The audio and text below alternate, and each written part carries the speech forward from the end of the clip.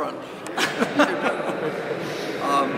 I'd like to read 3 paragraphs from the book that I wrote about racing with Mercedes. That's the title of it. And it just gives a flavor of what racing with the gull wing back in the 50s was like. And a kind of remembrance of old times by an old guy who would like to pass on some ideas of an old guy about old cars, and I hope you'll like it. Let me read it. Well, I don't know if my friend with a light looking for an honest man, but I think I can read it. Can you? If I get I'm going to light a pit. If you need the light, let me know, John. Okay, you're ready. Okay, all right. You need it? Now this is the second day of the race. Some of the circuit that you've seen to Oaxaca, to Pueblo, and not to Mexico City, but part of that week. This is the second day of the race, back in ¡52. At 6:30 a.m. the next morning, we lined up for the 2 legs from Oaxaca to Mexico City.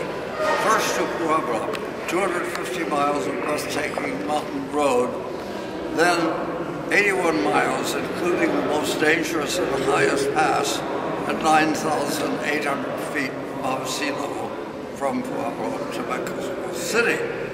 These roads were truly dangerous, climbing and descending at severe angles, sometimes wheeling and reversing like a monstrous roller coaster, flanked by gaping crevices and sheer cliffs overhanging rock-strewn riverbeds often 1,000 feet below. It was in these mountains that 3 competitors had been killed in the previous year's race. A little macabre, but that's what it was like. It's real racing. Yeah. No. Now, where are my other chapters? Next page. That's right. You go from the next page to the next page. In contrast to the day before, there seemed to be very little tension in the second morning among the drivers awaiting the start.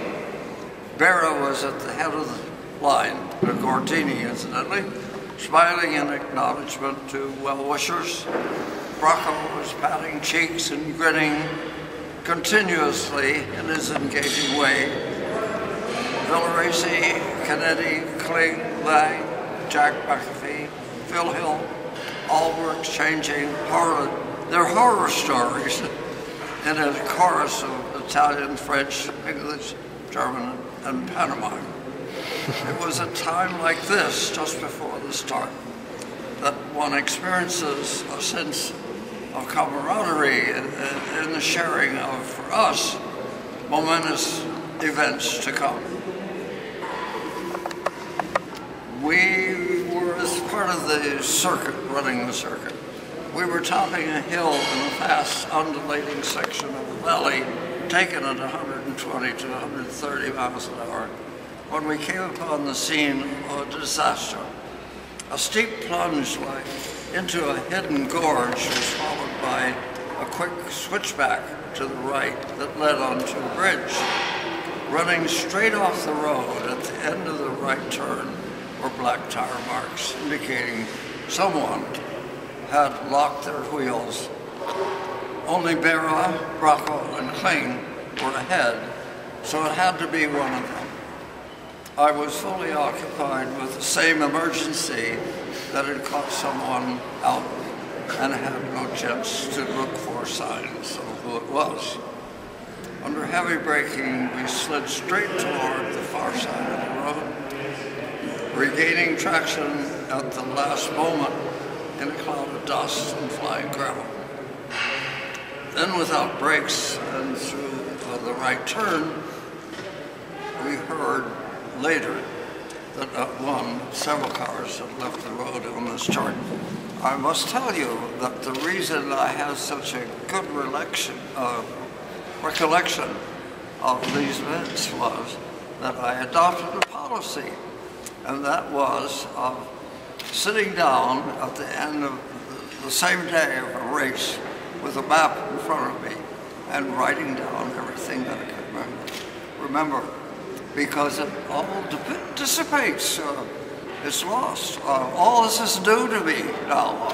It's completely lost, except for this recollection. And it's the only way that I know of, unless you've got that magic kind of memory, which many people have.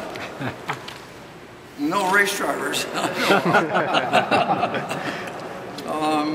So I just want to say John's book, which is... did I finish my... You did, yeah, all the highlighted bits you finished, which is Racing with Mercedes.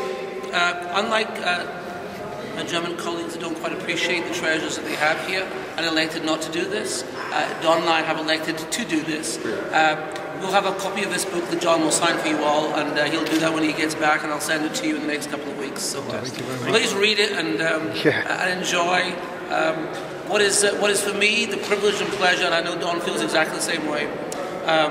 I can never amount to a tiny amount of what you've done in your life and mine, John, but it's my absolute honor to have had a part of you in my life, and it's good to have you. Oh, no, it's wonderful.